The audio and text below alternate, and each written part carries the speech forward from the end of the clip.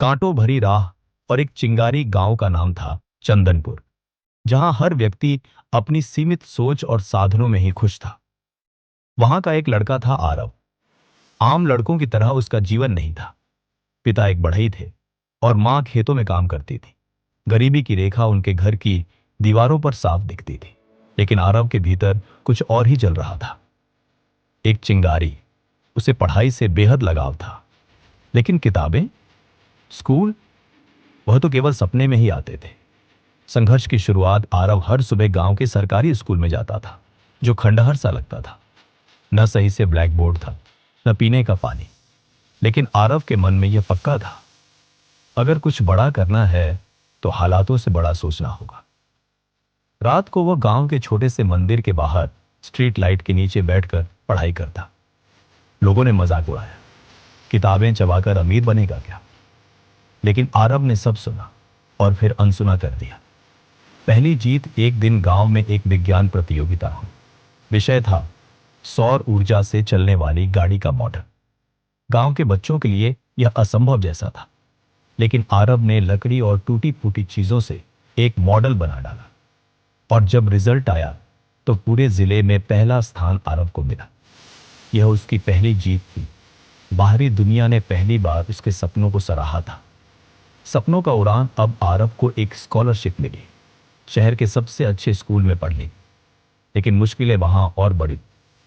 अंग्रेजी माध्यम, तेज छात्र, नए माहौल में खुद को साबित करना एक युद्ध जैसा था। कई बार आरव रात को अकेले रोता था, लेकिन अगली सुबह फिर उठता, खुद को समझाता, जो शुरू किया है उसे खत्म भी करना है, जीत के साथ।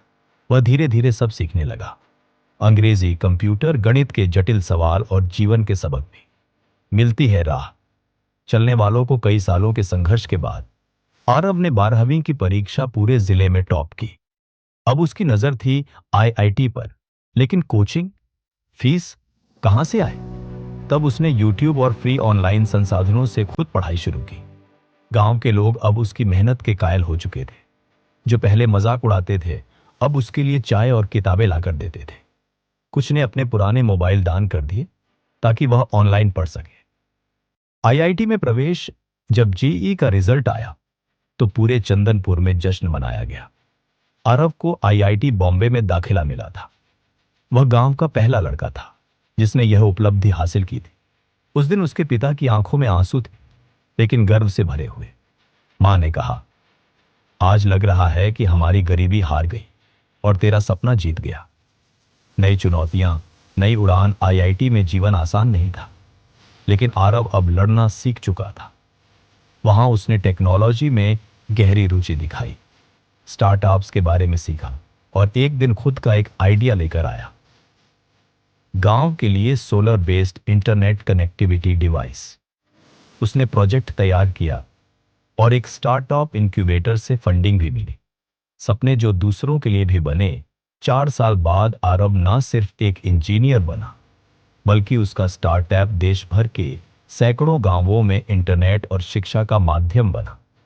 जब वह वापस अपने गांव लौटा तो मंदिर के बाहर उसी स्ट्रीट लाइट के नीचे बैठकर पढ़ने वाले बच्चों के लिए उसने एक डिजिटल क्लासरूम बनवाया।